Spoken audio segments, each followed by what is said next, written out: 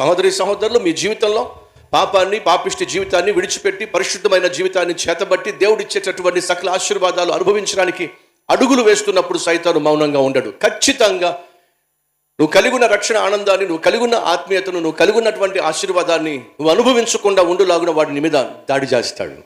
కాబట్టి కొంతమంది అంటూ ఉంటారు, అయ్యా నేను బాప్తిసం తీసుకున్నప్పటి నుంచి నా జీవితంలో కష్టాలు పెరిగినాయి, నేను ప్రభువుని నమ్ముకున్నప్పటి నుంచి నా జీవితంలో కష్టాలు పెరిగినాయి, నేను దేవుడిని నమ్ముకున్నప్పటి నుంచి నా జీవితంలో, నా కుటుంబంలో, నా శరీరంలో ఏవో నేను ఊహించినటువంటి సమస్యలు, కష్టాలు, అనారోగ్యాలు వస్తూ ఉన్నాయి. కారణం ఏమిటని ప్రశ్నిస్తూ ఉంటారు. దయచేసి గమనించండి, అప్పటి వరకు సైతానుకు సొత్తుగా ఉన్నటువంటి నువ్వు సైతాను చేతిలోంచి బయటపడి దేవుని హస్తాల్లో పడ్డావు.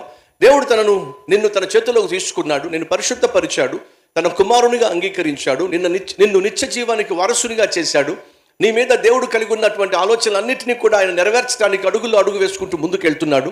ఇప్పుడు నువ్వు దీవించబడబోతున్నావు, అనేక మందికి దీవెనకరంగా మారబోతున్నావు, నువ్వు ఆశీర్వదించబడబోతున్నావు, అనేక మందికి ఆశీర్వాదంగా మారబోతున్నావు. అది సైతానుకి మాత్రం ఇష్టం ఉండదు.